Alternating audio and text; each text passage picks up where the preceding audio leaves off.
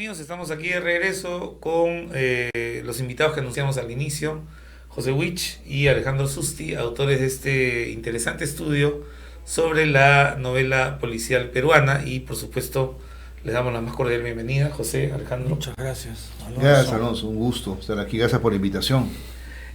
Yo debo confesar que a pesar que somos colegas en la universidad, no tenía idea que estaban ustedes haciendo este proyecto, así que la primera pregunta va a ser, para salir de la curiosidad: ¿cómo surge esta idea? ¿Desde cuándo la han trabajado? ¿Y cuánto les ha demandado esto? Bueno, todo esto lo hemos mantenido oculto, ¿no? Ha sido parte de un secreto. Así es. Parte de un caso. Muy bien guardado. Sí, hemos preferido guardarlo en el anonimato para que no nos sabotearan, ¿no? Además hay peligro siempre. Claro, sus vidas estaban amenazadas. Sobre todo los de Pepe, ¿no? En realidad lo ocultamos todo por Pepe, porque él es... Claro. El proyecto empieza a fines del 2019, ¿no? Se ofrece al IDIC, al Instituto de Investigaciones, como parte del concurso anual, y yo tenía en mente, hace ya un tiempo, redescubrir, como hemos venido haciendo en otros trabajos, en coautoría, hacer una especie de sondeo, de mapeo de los géneros apenas recorridos por la crítica, ya con una tradición periférica, por decirlo de algún modo, pero no atendidos debidamente por la crítica. Y tocaba el policial, tocaba hacer una especie de exploración de cuál era el estado de la novela policial en el Perú.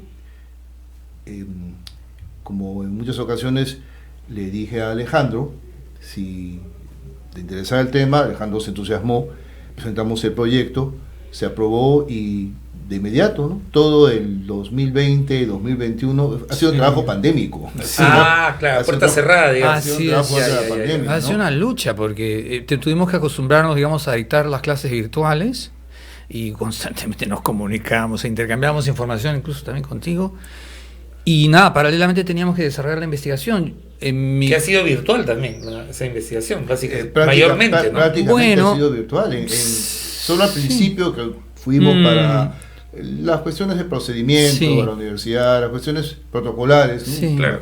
Pero el resto fue ya encierro, Sí. ¿no? Nadie podía ir a la Sí, universidad. ha sido una manera distinta de trabajar, ¿no? Sí, Salvo, o sea, yo tengo una amiga mía, profesora en Francia, y le pedí que buscara, por favor, que buscase libros de teoría sobre el policial, ¿no? Y felizmente hay uno que fue sumamente útil, que es un libro de un autor francés que se llama Jacques Dubois. Y bueno, yo me encargué, digamos, de la parte teórica, y luego Pepe se encargó del panorama, de hacer todo un panorama de la novela policial en el Perú. O sea, todo un recuento de todos aquellos autores que en alguna medida han tenido contacto con el policial. Y luego ya empezamos a abordar los casos concretos, específicos, ¿no? Que fueron 5 en total, ¿no? 5 autores que consideramos muy representativos de, sobre todo, búsquedas, hibridez, usar el género ya de vieja data, para reinventarlo de algún modo, y también reinventar nuestra tradición en el policial que es emergente, ¿no? Claro. Porque, digamos, si uno piensa, por ejemplo, en el mapa latinoamericano, uno encontraría que, por ejemplo, quizás los dos polos más importantes son Argentina y México, Sí. ¿no? Sobre todo el cuento policial, ¿no? Sí.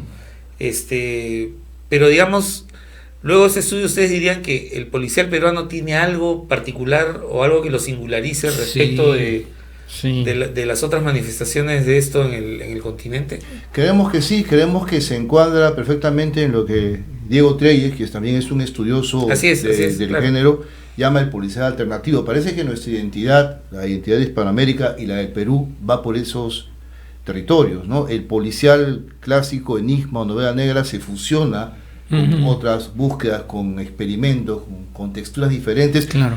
Y también es un diálogo con la historia reciente, ¿no? El contexto político, ¿no? Exacto, eso nos ha abierto muchos ángulos de exploración para el género. Por ejemplo, está la novela de Carlos Jarón Fajardo, y Claro, está, la conciencia del límite último. que es uno de los más representativos y mejores policiales, y también la propuesta tan personal de nuestra recordada amiga Pilar Dugui, a quien también le rendimos un tributo, igual que a Carlos, en este libro, con su gran novela, ganadora en el 98 del premio Banco Central de Reserva, Puñales Escondidos, que es un clásico moderno no solamente del policial, sino en general de la literatura peruana contemporánea. La obra de Pilar tiene que ser redescubierta, revalorada. Está siendo redescubierta. Sí, y con más intensidad de lo que ahora... Claro, ya contamos con toda su obra publicada, digamos, ¿no? Ya para empezar, digamos. Exacto, ¿no? Y los diversos registros que practicó.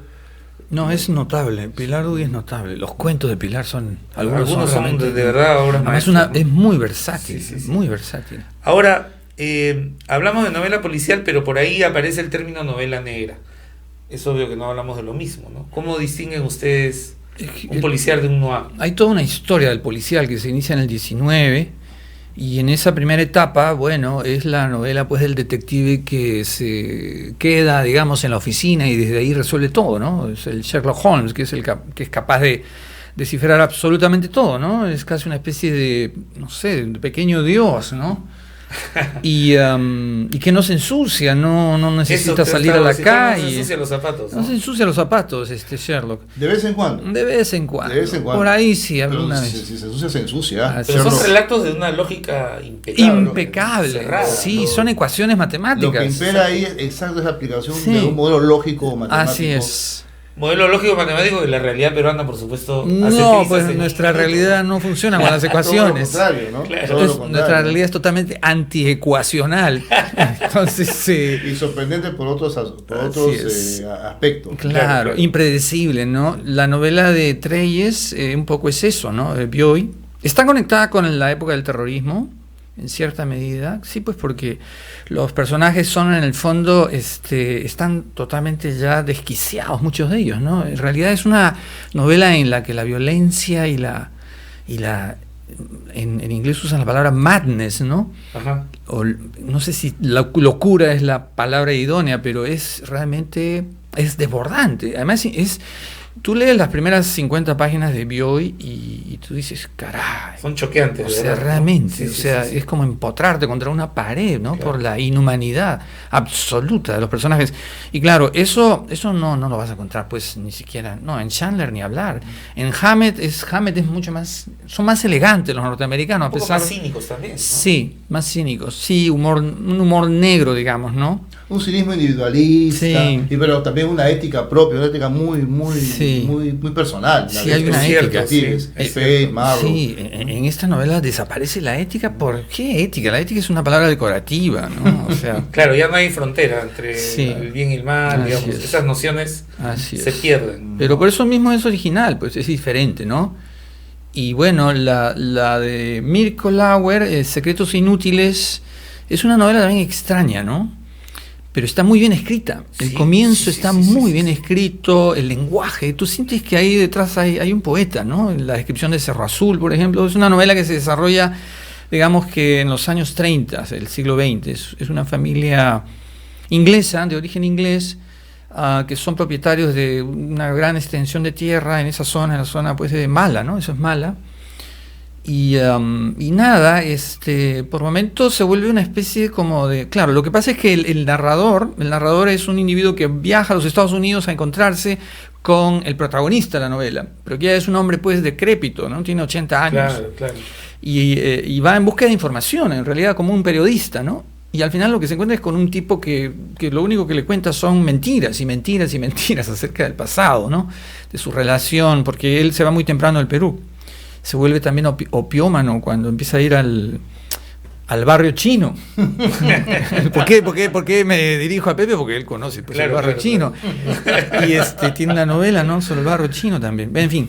Entonces, bueno, esa es otra novela bien interesante que se sale de los moldes, ¿no? Y de la de Pilar Dugui también. Y las dos que trabaja Pepe, obviamente. En el caso de Harry Belaban, La pelea en el agua, que ha sido... Que hay una proximidad con lo fantástico. ¿no? Exacto. Es una novela única en la historia de la literatura peruana, porque combina una especie de tributo intertextual, aprovecha todos los elementos intertextuales vinculados con la novela y con otros aspectos de la cultura occidental, para filtrarlo hacia lo fantástico, ¿no? Para conectarlo con lo fantástico, y el resultado pues es único.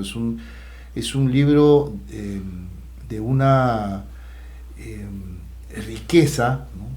de una apertura experimental y al mismo tiempo contenida, ¿no? Por el mismo hecho de ser una novela policial,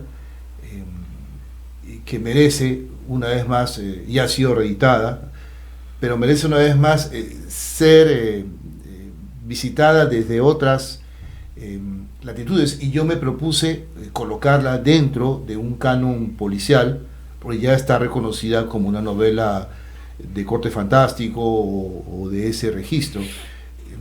Es un híbrido, pues. Es una novela postmoderna, es un adelanto increíble, y lo mismo diría de Carlos Jarón Fajardo y La conciencia del límite último. Es una especie de viaje introspectivo de lo que significa el proceso creativo de una novela, ya no solo policial, sino una novela en general, ¿no? Además también es una novela, en cierto sentido es una novela también de periodistas, ¿no? Porque claro, yo recuerdo que había iniciado recién mis pasos por el periodismo y leí la novela, y realmente, o sea, la identificación pues fue absoluta. Es una novela escrita para esta época. Aparece en el 90, creo que luego es reivindicada con toda justicia por diversos críticos. Carlos fue muy cuidadoso él fue espaciando sus lanzamientos, porque era muy exigente consigo mismo, y estaba también un poquito desilusionado. Eso lo cuenta muy bien Ricardo Sumalabia en el prólogo de la edición que sacó Tusquets. Claro, exacto. Ricardo fue muy cercano a Carlos, hace una especie de semblanza maravillosa de lo que fue Carlos como escritor, y lo que significa La conciencia del límite último como un hito de la novela peruana. Y sobre el panorama, no es definitivo. El panorama, claro, ha tratado de ser lo más... Y no hemos hablado del interrogatorio. Por favor. Esa parte del libro además es fascinante, ¿no? Convocar a 42 autores, digamos, que conocen el género, que son lectores. Quisimos también que el panorama se extendiera un poquito. Claro. El panorama siempre tiene un límite, siempre tiene un horizonte, y es muy difícil que todo esté, pero el interrogatorio a estos autores, críticos, interesados, practicantes o no del género, nos sirvió mucho para darle al trabajo mayor solidez, mayor consistencia. Sí. Y el resultado de ese diálogo es que existe un canon del claro, peruano. Porque cada autor enriquece sin que haya que mencionarlo directamente, enriquece la propuesta. Sí, exacto. Ese interrogatorio es muy útil, fue muy útil. O sea, bueno, yo intenté un poco resumir cuáles eran las tendencias, ¿no? Claro. En las respuestas de los interrogados. Dicho sea de paso, el nombre de interrogatorio policial se lo debemos a Guillermo Niño de Guzmán. Él lo sugirió. Porque yo le mandé las preguntas a él y él me respondió, bueno, te respondo al interrogatorio policial. Y yo me quedé pensando, Pepe, ahí tenemos el nombre de esa sección, ¿no? Qué maravilla. Y fueron todos muy gentiles. Sí, muy generosos. Muy generosos, y les debemos mucho, y desde aquí nuestra gratitud quisiéramos nombrarlos a todos, pero nuestra gratitud a cada uno, porque aportó elementos que sirvieron para una construcción mucho más exactamente. Ahora, yo supongo que va a faltar un estudio sobre la contraparte de la novela, que sería el cuento. Claro. ¿Lo han pensado? Yo estaba pensando en eso mientras veníamos. Y antes incluso. No, eso ya lo harás tú solo. Porque el cuento tiene otro derrotero, y hay que también dedicarle un trabajo quizás para el futuro. Yo ahora estoy en un proyecto en solitario. Estoy trabajando la representación simbólica de la enfermedad desde el modernismo hasta la generación del 50. Y he hallado cosas muy interesantes. He empezado con Clemente Palma, estoy ahora con Valdemar, y creo que hacer también un recorrido increíble. Creo que te van a interesar mucho las entradas del diario Ribeiro, donde él habla sobre su enfermedad, ¿no? Termino justamente con Claro, Ribeiro. claro. Es una investigación que estaba gestándose hace mucho tiempo y además por cuestiones quizás también familiares y amigos que han partido y he visto los procesos, ¿no? Cuando salga el libro prometo resfriarme y tener unos 3 días en cama donde paso al médico para leerlo como corresponde. Creo que es una investigación que Con tu cuarta dosis vas a estar tranquilo, no te preocupes. que nace en parte por este contexto que estamos viviendo Sí, ahora. exacto, claro, Y también claro que Totalmente sugestionado, Pepe. claro, yo creo que estoy proyectando una serie de neurosis personales y también tributos y nostalgia, porque hay mucha gente Claro. que en este periodo se ha ido, ¿no?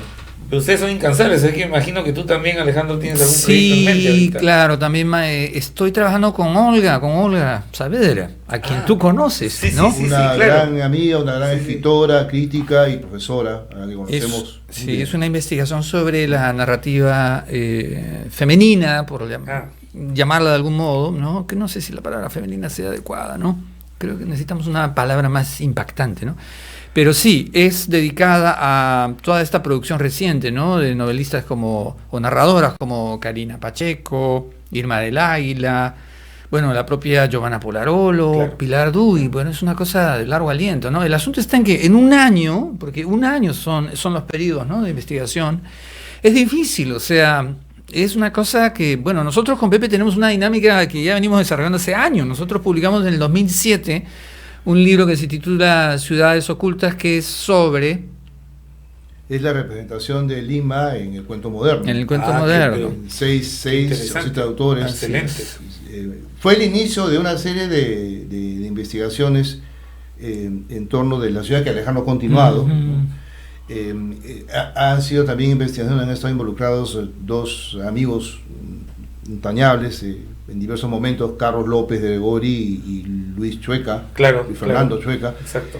Y seguimos de acuerdo con, Sí. con las inquietudes, las motivaciones y las oportunidades que se nos brindan para Sí. realizar esos Lo bueno, trabajos, ¿no? claro, lo bueno con Pepe es que ya tenemos, pues ya sabemos, o sea, tú vas por acá, ¿no? Ujú. Yo voy por acá. Sí, nos vamos, ¿no?, armando el Hay un rompecabezas. método de trabajo sí, ya. hay una Sí, cosa ya y establecida. hay una especie de división Sí. de trabajo. Eso está muy bien. Es como Está muy Sotil y Cubilla, digamos.